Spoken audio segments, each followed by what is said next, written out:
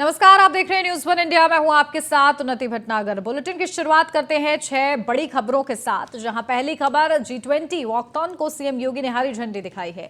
हरी झंडी दिखाने के बाद सीएम योगी ने कहा कि पीएम मोदी का नेतृत्व ही दुनिया को संकट से उभार सकता है। दूसरी बड़ी खबर आज की रही लखनऊ में, जब बीजेपी पदाधिकारियों की बैठक हो रही है और इंदिरा गांधी प्रतिष्ठान में बैठक हुई। इसी के साथ तीसरी खबर, जहां सपा नेता शिवपाल यादव ने बीजेपी सरकार पर तंज कसा है। बीजेपी ने सिर्फ झूठ बोले हैं, 9 साल में कोई काम नहीं, 2024 चुनाव में सभी को साथ आना होगा। चौथी खबर, जहां आरएलडी अध्यक्ष जयंत चौधरी ने किसानों को लेकर सीएम योगी को पत्र लिखा है। सरकार ने गन्ना मूल्य की घोषणा नहीं की, गन्ना पेराई का आधा सीजन खत्म हुआ है। पांचवी खबर, जहां अजीत सिंह हत्याकांड मामले में बाहुबली धनंजय सिंह ने सीजेएम कोर्ट में सरेंडर कर दिया है। सीजेएम कोर्ट ने धनंजय सिंह को 25,000 के 2 पर्सनल बॉन्ड पर जमानत दी है। छठी खबर, जहां गुरमीत राम रहीम को फिर से पेरोल मिली है, जेल से रिहा हुए हैं गुरमीत राम रहीम।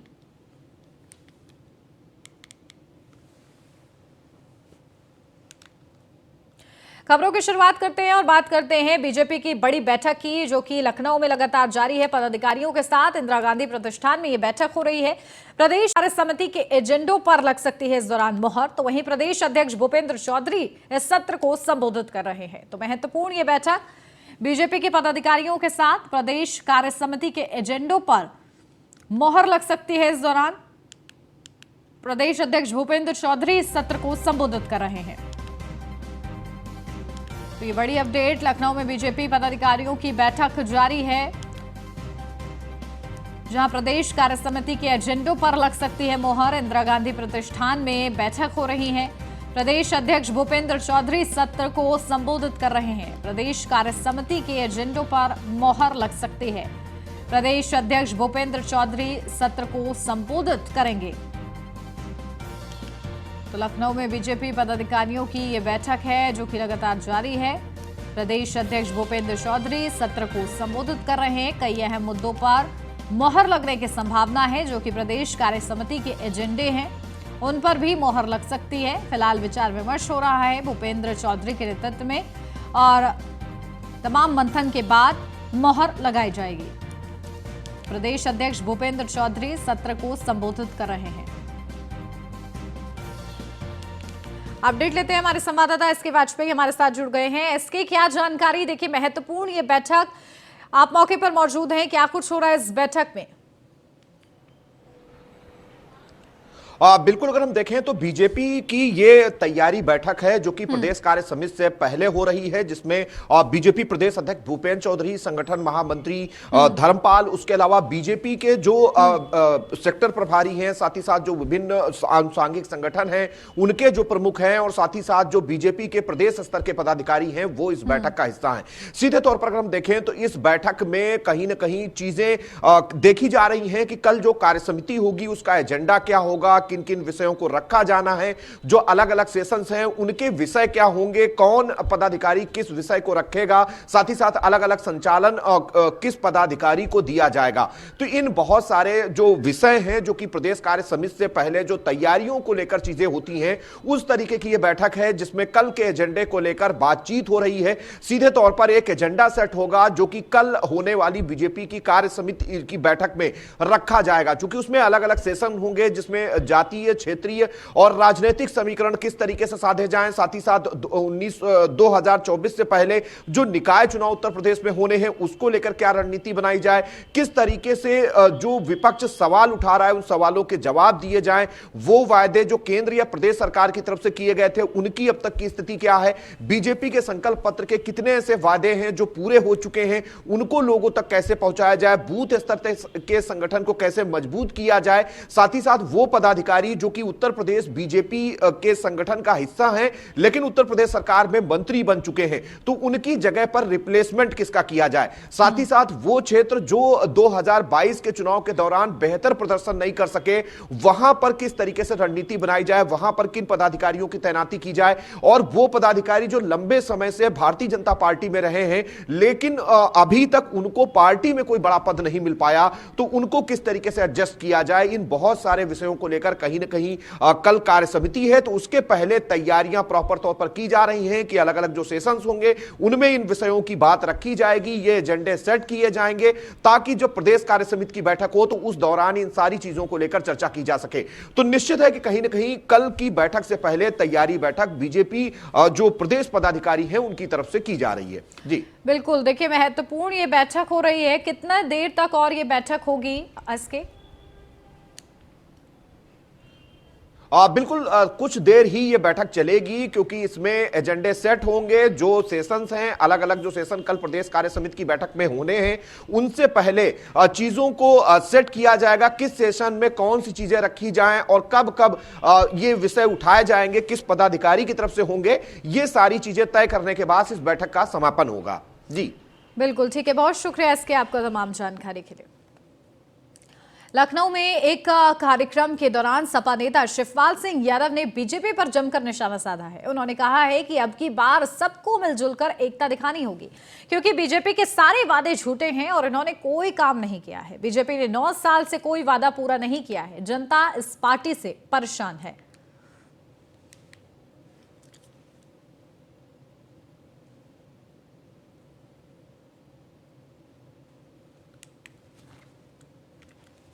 तो देखिए, लगातार आक्रामक रुख अपनाए हुए हैं शिवपाल यादव, जहां लगातार समाजवादी पार्टी को ग्राउंड जीरो पर मजबूत कर रहे हैं वो एक तरफ, तो इसी दौरान बीजेपी पर भी जमकर तंज वो कसते नजर आए हैं, जहां उन्होंने कहा है कि 9 साल में कोई वादा पूरा नहीं किया गया है बीजेपी की तरफ से। सारे वादे बीजेपी के झूठे हैं। जनता बीजेपी सरकार से परेशान हो चुकी है और ऐसे में विपक्ष को एक साथ मिलकर आगे बढ़ना होगा। इसका जिक्र भी शिवपाल यादव करते नजर आए हैं। तो लगातार जब से उनकी पार्टी का विलय हुआ है, इसी के साथ मैनपुरी उपचुनाव के साथ वो लगातार समाजवादी पार्टी को मजबूती देने में जुटे हुए हैं। ग्राउंड जीरो पर वो उतर रहे हैं और जोर शोर के साथ तैयारियों में जुटे हुए हैं। कोई भी काम नहीं कर रही है। जितने भी इन्होंने वादे किए थे, कोई वादा अभी तक पूरा नहीं किया है। 9 साल में कोई वादा पूरा नहीं किया है। केवल जनता को भ्रमित करने का काम किया है और परेशानियां ही परेशानियां हैं। सभी किसान, गरीब, व्यापारी सबके सामने समस्याएं पैदा कर दी। तो बस अब थोड़े दिन की बात है, सब लोग मजबूती के साथ इकट्ठे होंगे, पार्टी को मजबूत करके अब भारतीय जनता पार्टी की सरकार को हटाना। तो एसके वाजपेयी हमारे संवाददाता लगातार हमारे साथ बने हुए, सीधा उन्हीं का रुख करते हैं। एसके, देखिए किस तरीके से शिवपाल यादव अब ग्राउंड जीरो पर समाजवादी पार्टी को मजबूत करने का काम कर रहे हैं और इस दौरान वो बीजेपी पर हमलावर है। जहां तेलंगाना में जाकर मोर्चा संभाल रहे हैं अखिलेश यादव, तो यहां पर उत्तर प्रदेश में कहीं ना कहीं अपनी पकड़ बनाने के लिए, समाजवादी पार्टी को मजबूत करने के लिए शिवपाल यादव मोर्चा संभाल रहे हैं। बिल्कुल निश्चित तौर पर, क्योंकि हम उत्तर प्रदेश के सिनेरियो की बात करें तो जहां भारतीय जनता पार्टी उत्तर प्रदेश से लेकर केंद्र तक की सत्ता में काबिज है, तो वहीं समाजवादी पार्टी दूसरे नंबर की पार्टी है और सबसे बड़ा विपक्ष का दल है। तो ऐसी स्थिति में शिवपाल यादव की अगर हम बात करें तो लगातार वो समाजवादी पार्टी से जब जुड़े रहे तो उनके पास बड़े पद रहे। उत्तर प्रदेश सरकार में जब समाजवादी पार्टी की सरकार रही तो कई कई विभागों का चार्ज भी उनके पास रहा। हालांकि अब वो दोबारा समाजवादी पार्टी में वापस आए हैं, चूंकि अभी हाल में हुए 3 उपचुनाव में 2 समाजवादी पार्टी ने जीते हैं, तो सीधे तौर पर शिवपाल यादव को लेकर लगातार पार्टी में बातें चल रही हो। शिवपाल यादव भी कोशिश कर रहे हैं कि 2024 के चुनाव से पहले उत्तर प्रदेश में माहौल तैयार किया जाए। लगातार यह माना जाता है कि शिवपाल यादव संगठन को चलाने के लिए सबसे मुफीद व्यक्ति हैं और लगातार संगठन में काम करने का उनका लंबा अनुभव रहा है। तो यही एक वजह है कि अब सपा सुप्रीमो अखिलेश यादव की तरफ से लगातार इस तरीके के बयान आ रहे हैं कि उनको सम्मानजनक पद दिया जाएगा। तो सीधे तौर पर उसके पहले अगर शिवपाल यादव के इस तरीके के बयान आते हैं तो सीधे तौर पर समझा जाना चाहिए कि लगातार समाजवादी पार्टी जहां 2024 से पहले तैयारी कर रही है, तो कहीं ना कहीं एक मैसेज भी अपने वोटर्स को देने की कोशिश कर रही है और लगातार इस तरीके का माहौल बनाया जा रहा है कि भारतीय जनता पार्टी के ऑप्शन में अगर कोई पार्टी है तो वो समाजवादी पार्टी है। सब शिवपाल यादव का इस तरीके का बयान कहीं ना कहीं ये बताता है कि 2024 को लेकर समाजवादी पार्टी पूरी तरीके से एक्टिव मूड में चल रही है और शिवपाल यादव कोशिश कर रहे हैं कि संगठन को मजबूत किया जाए, अपने लोगों का एडजस्टमेंट रिप्लेसमेंट किया जाए, चूंकि हाल ही में अभी उनकी पार्टी खत्म हुई है और समाजवादी पार्टी में उसका विलय हुआ है, तो सीधे तौर पर अब लगातार कहीं ना कहीं इस तरीके के बयान देकर अपने वोटर्स को एक मैसेज देने की कोशिश है कि समाजवादी पार्टी लगातार उन मुद्दों को उठा रही है जिनको लेकर वो पहले से चलती रही है। और शिवपाल यादव कहीं ना कहीं इस बयान के जरिए भारतीय जनता पार्टी को घेरने की कोशिश कर रहे हैं और एक मैसेज भी देने की कोशिश कर रहे हैं कि भारतीय जनता पार्टी के ऑप्शन में अगर कोई दल है तो वो उत्तर प्रदेश में समाजवादी पार्टी है। हालांकि इसका कितना फायदा मिलेगा ये तो आने वाले अभी हाल के निकाय चुनाव और 2024 में पता चलेगा, लेकिन कहीं ना कहीं उत्तर प्रदेश में अपनी मजबूत उपस्थिति दर्ज कराने के लिए शिवपाल यादव की तरफ से लगातार प्रयास जारी है। जी बिल्कुल, जैसे जैसे चुनाव नजदीक आ रहा है सभी पार्टियां और ज्यादा सक्रिय होती नजर आ रही हैं। ठीक है, बहुत शुक्रिया इसके आपका तमाम जानकारी के लिए। उत्तर प्रदेश के मुखिया योगी आदित्यनाथ ने लखनऊ में G20 वॉकथॉन को हरी झंडी दिखाकर रवाना किया है। इस दौरान मुख्यमंत्री योगी आदित्यनाथ ने कहा है कि पीएम मोदी के नेतृत्व में यूपी आगे बढ़ रहा है, देश आजादी का अमृत महोत्सव बना रहा है। बता दें कि उत्तर प्रदेश के 4 शहरों में फरवरी माह से आयोजित होने जा रहे G20 सम्मेलन को लेकर व्यापक जागरूकता का प्रसार करने के लिए रन फॉर G20 वॉकथॉन का आयोजन किया गया है। इस दौरान राजधानी लखनऊ सहित आगरा, वाराणसी, गौतम बुद्ध नगर में वॉकथॉन का आयोजन हुआ है।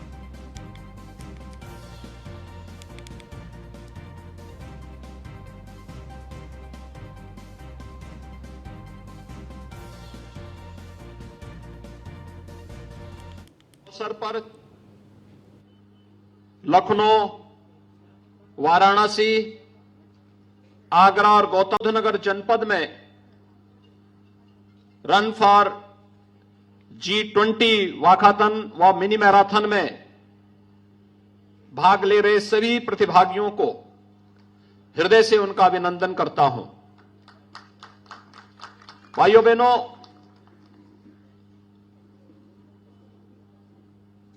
देश अपनी आजादी का अमृत महोत्सव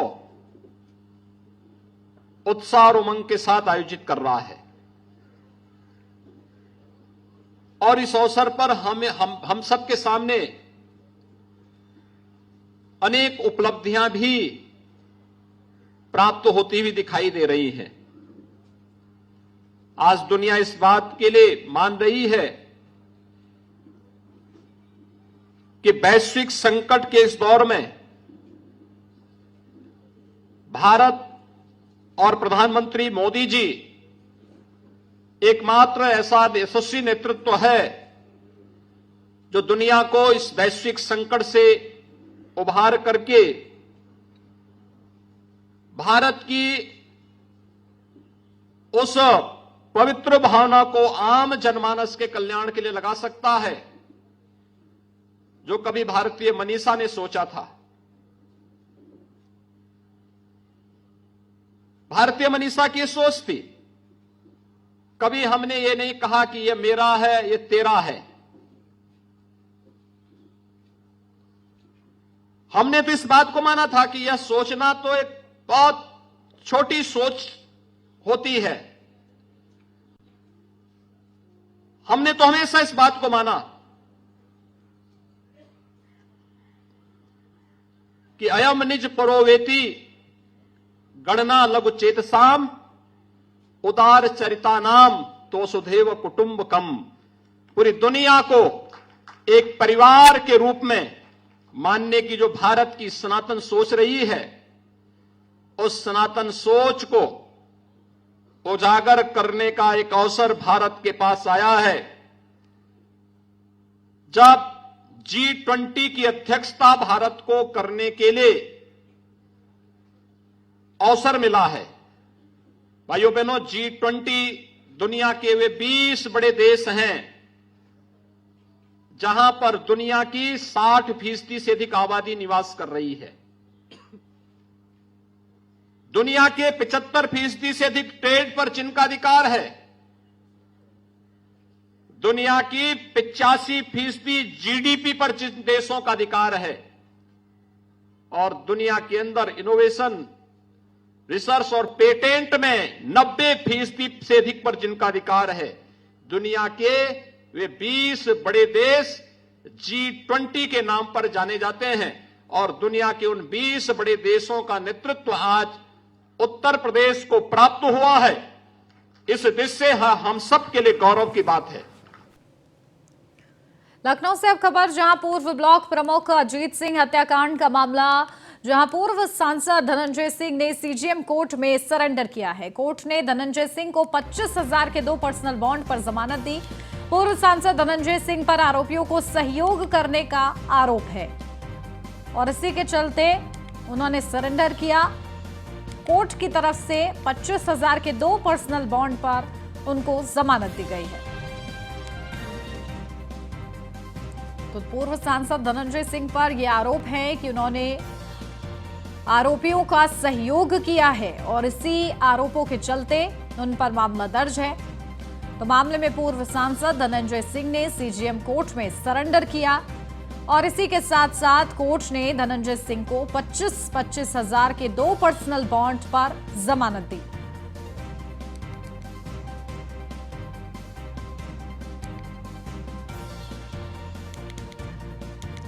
अपडेट लेते हैं, हमारे संवाददाता नीलेश चौहान हमारे साथ जुड़ गए हैं। नीलेश, क्या जानकारी? देखिए, धनंजय सिंह पर बड़े आरोप थे, लेकिन 25,000 के 2 पर्सनल बॉन्ड पर उन्हें जमानत दी है, उन्होंने सरेंडर किया। क्या कुछ और अपडेट इस पूरे मामले पर? पूर्व ब्लॉक प्रमुख अजीत सिंह की दिन दहाड़े गोली मारकर हत्या की गई थी, जिसमें धनंजय सिंह जो पूर्व सांसद हैं उनके ऊपर गंभीर आरोप लगे थे। आरोप थे कि जो आरोपी हैं जिन्होंने दिन दहाड़े गोली चलाकर अजीत सिंह को मौत के घाट उतारा था, उनको संरक्षण और जो है सहायता पहुंचाने के आरोप इनके ऊपर लगे थे, जिसके बाद आज धनंजय सिंह ने सीजेएम कोर्ट में सरेंडर किया था। सरेंडर करने के बाद जो पर्सनल बॉन्ड भराकर जो है 25,000 के बॉन्ड भराए गए, जिसके बाद धनंजय सिंह को जमानत दे दी गई है। अजीत सिंह हत्याकांड की बात करें तो दिन दहाड़े जब ये हत्याकांड हुआ था उस समय पूरी राजधानी दहल गई थी। एक साथ दर्जनों राउंड फायरिंग की गई थी, जिसके बाद उनकी मौत हुई थी।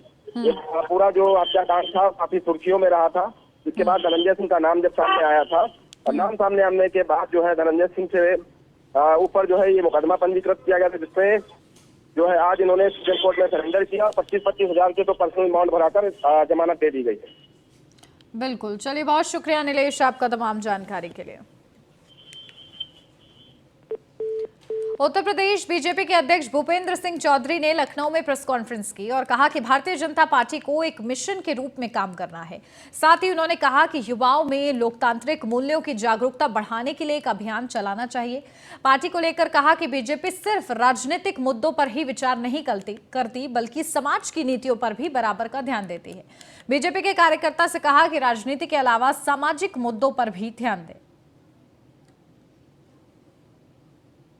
भारतीय जनता पार्टी की सरकार है तो कदम से कदम मिलाकर हम सब लोगों को चलना होगा। भारतीय जनता पार्टी को एक मिशन के रूप में काम करना है। कैसे किसानों को प्राकृतिक खेती के लिए प्रोत्साहित करें, कैसे किसानों को केमिकल का प्रयोग नहीं करने के लिए प्रेरित करें और इन सब के लिए किस रूपों में किसानों को हम मदद पहुंचाएं, इन विषयों को लेकर जलवायु परिवर्तन, खेती किसानी और धरती माता को बुरे परिणामों से बचाना होगा। पिछली सरकारों में जिस प्रकार से अनाचार, दुराचार, भ्रष्टाचार की पराकाष्ठा थी, किस प्रकार का कुशासन था और किस तरह संघर्ष कर पिछले 8 वर्षों में भारत इस मुकाम पर पहुंचा है और उन्नत सुशासन की ओर बढ़ रहा है, हम सब पार्टी के कार्यकर्ताओं को उन्हें अवगत कराना है।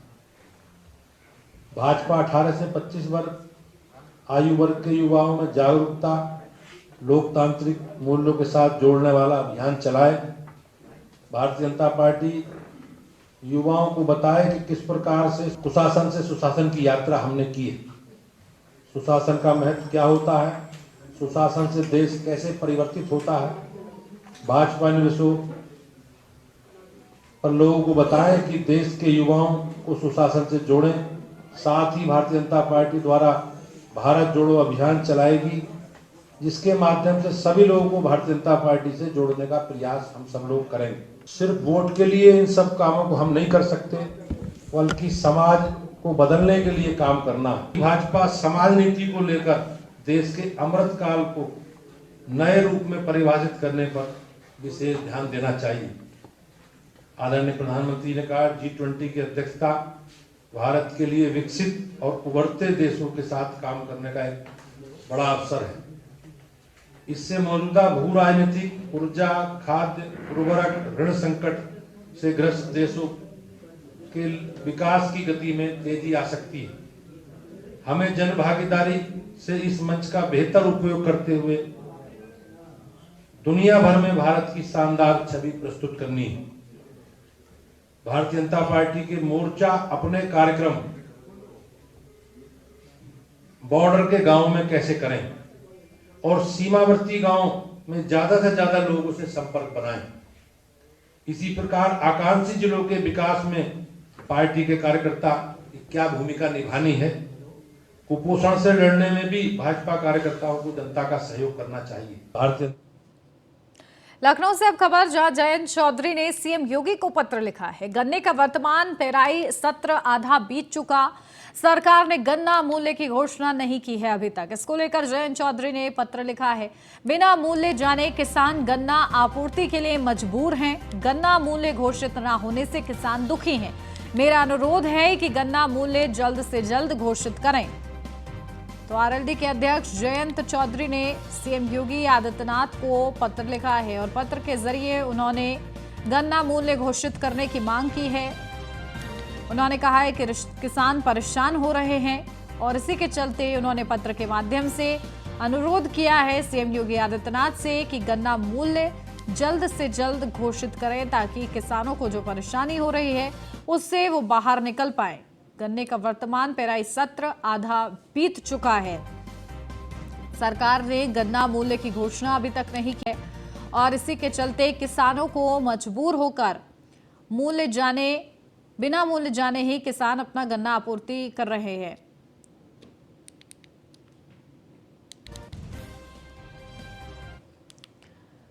बुलंदशहर से अब खबर, जहां न्यूज़ 1 इंडिया की खबर का बड़ा असर हुआ है। खबर का एसडीएम अरविंद कुमार ने संज्ञान लिया है।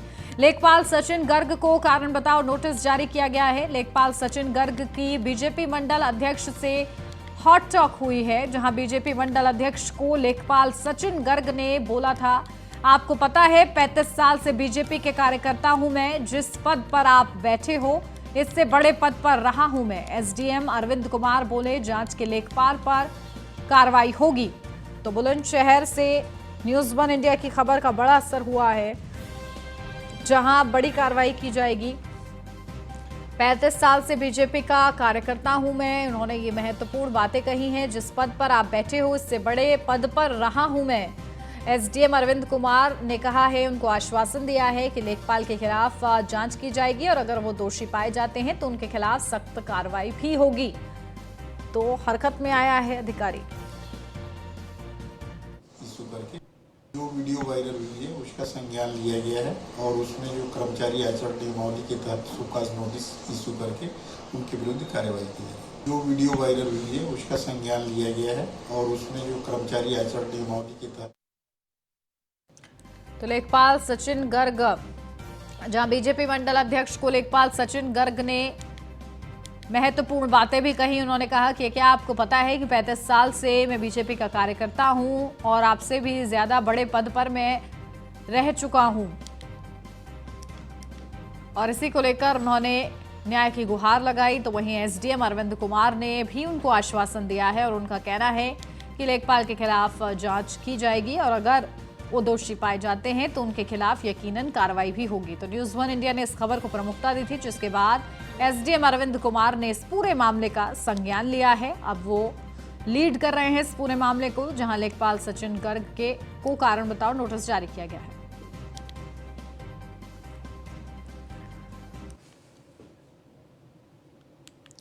मेरठ से अब खबर, जहां छेड़छाड़ से परेशान पीड़ित छात्रा पहुंची एसएसपी ऑफिस, जहां छात्रा ने एसएसपी से न्याय और सुरक्षा की गुहार लगाई।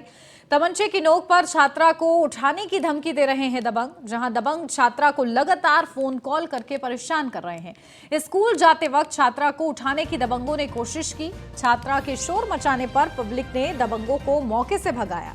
थाना पुलिस ने मामले में कोई कार्रवाई नहीं की। मेरठ के मेडिकल थाना इलाके का ये पूरा मामला बताया जा रहा है।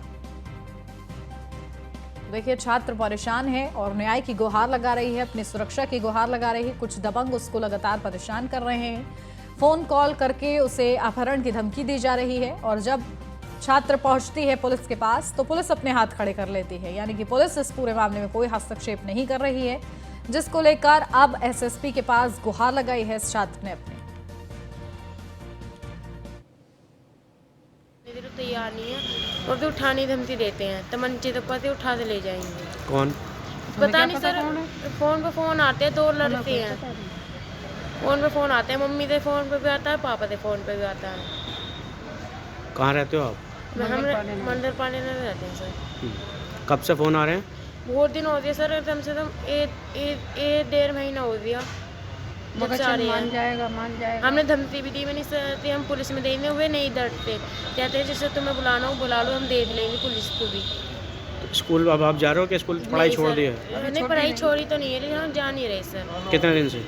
हो गए 2-4 दिन हो गए सर। तेरे माँ बाप मेरे से प्रयागराज से अब खबर, जहां मौनी अमावस्या को लेकर घाटों पर स्नान किया गया। संगम समेत कई स्नान घाटों पर श्रद्धालुओं ने स्नान किया।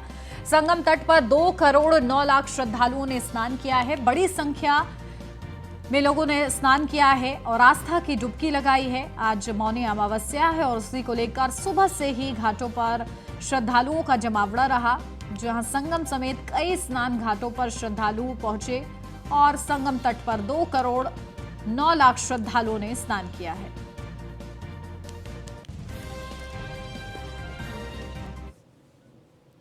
और इसी के साथ इस बुलेटिन में बस इतना ही। खबरों का सिलसिला आगे भी जारी है। आप बने रहिए न्यूज़ 1 इंडिया के साथ।